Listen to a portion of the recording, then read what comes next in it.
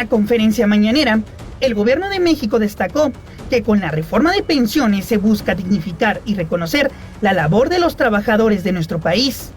¿Qué está planteando esta reforma? Que los trabajadores puedan irse con el 100% de su último salario, es decir, contar con un complemento solidario para todos aquellos que ganen o se pensionen con el salario promedio del Instituto Mexicano del Seguro Social. Estamos hablando de 16,777 pesos. En el caso de aprobarse, se creará el Fondo de Pensiones para el Bienestar, con el cual se beneficiará a todos aquellos que tengan 65 años y cumplan con los requisitos.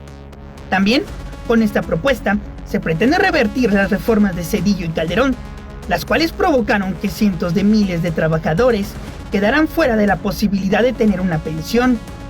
Con la reforma de 1997, aumentaron los requisitos para tener la pensión. Con la reforma se incrementó este requisito a 1,250 semanas, es decir, se tenía que contar con 24 años de cotización en el Instituto Mexicano del Seguro Social para poder contar con una pensión. Esto se traduce que el 44.6% de las personas incorporadas a la ley del IMSS de 1973 lograron una pensión, mientras que solo el 25% de las y los inscritos regidos por la ley IMSS de 1997 alcanzaron esta prestación. En este contexto, la secretaria de Gobernación, Luisa María Alcalde, detalló que con la ley del IMSS de 2020 se paga el 64% de pensión. Y para llegar al 100%, la funcionaria dijo que se creará el Fondo de Pensión para el Bienestar, que tendrá un tope del salario promedio del IMSS, que es de 16,777 pesos mensuales.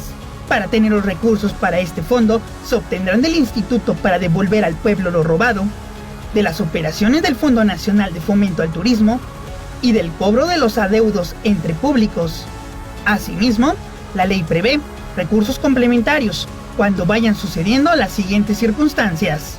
Por ejemplo, los fideicomisos del Poder Judicial. Sabemos que si bien se aprobó una ley donde se tienen que regresar estos 15,000 millones, hoy está impugnada y debe ser resuelta por la propia Suprema Corte. Esperamos que una vez resuelto se pueda liberar estos recursos y que formen parte del fondo para las pensiones.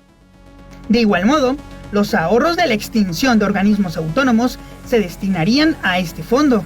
En total, se estima que el gobierno disponga de 64,000 millones de pesos para pagar el porcentaje faltante de las pensiones en IMSS e ISSSTE.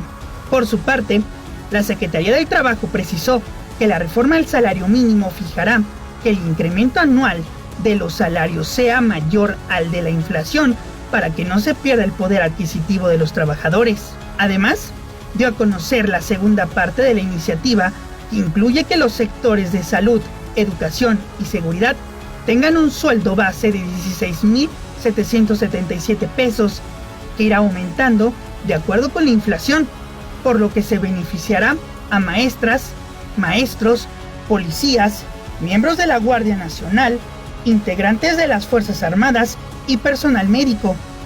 Finalmente, el presidente López Obrador puntualizó que al momento de que la medida de pensiones completas se eleve a rango constitucional, tendrá un efecto benéfico en el incremento de los salarios. José Manuel Fuentes, Informe Capital.